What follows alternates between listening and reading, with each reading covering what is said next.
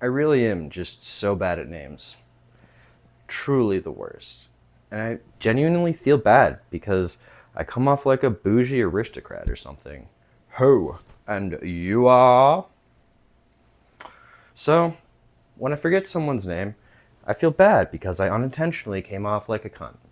And I loathe the notion of someone thinking of me as an unintentional cunt. Because, I assure you, I am a cunt in so many unique and intentional ways. Please, just give me a chance. For example, I just said loathe the notion without batting a fucking eye.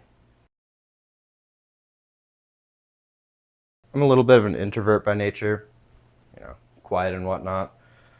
Not because I don't like words. I love words. But most of the time, when I string a few decent ones together and say them out loud, I'm met with the vacant stare of some slack-jawed moron.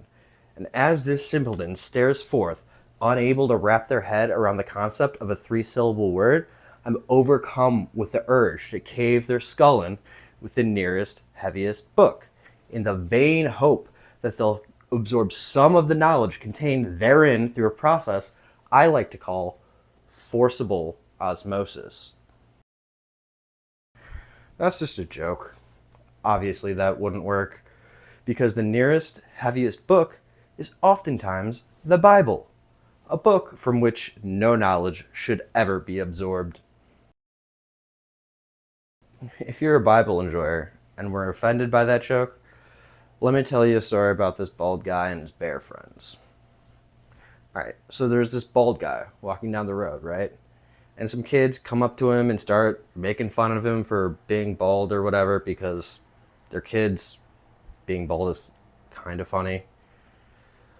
But what does this bald guy do in this book that is apparently for the good of humanity, teaches things like turning the other cheek and forgiveness? Well, this bald guy asks his space wizard to curse these children. And what does the space wizard do? He calls upon some bears, and these bears violently rip these children into 42 separate pieces. Call me crazy, but something seems disproportionate about that punishment. But look, I'm not just anti-Christian. I'm anti-religion.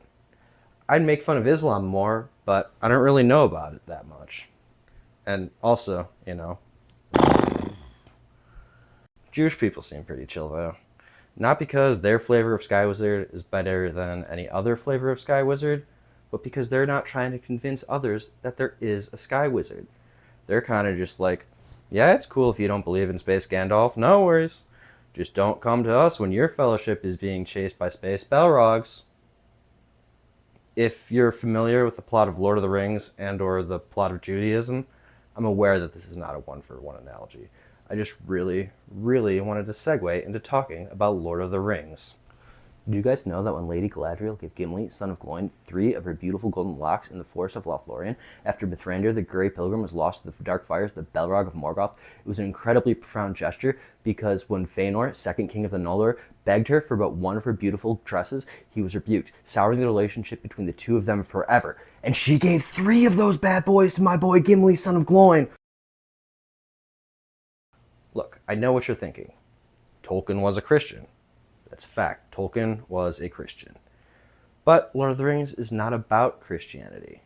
Tolkien believed in applicability as opposed to allegory.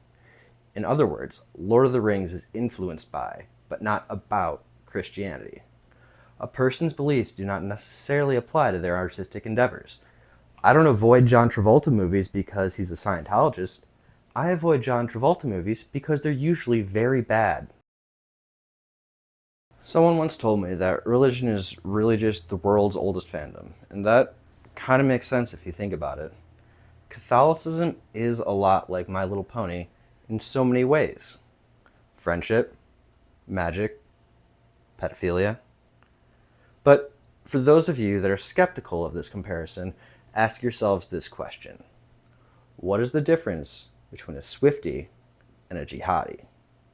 Are you seriously under the impression that if Taylor Swift went on stage and declared holy war on Ariana Grande, that there would be zero suicide bombings.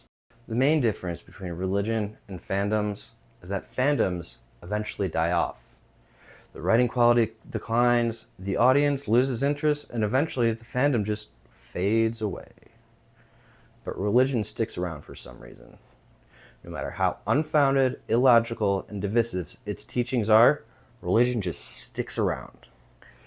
And whenever you try to confront one of these slack-jawed morons on any of these inconsistencies, you're typically met with something akin to a vacant stare, a glassy-eyed gaze inviting you to cave their skull in with the nearest, heaviest copy of The Hobbit.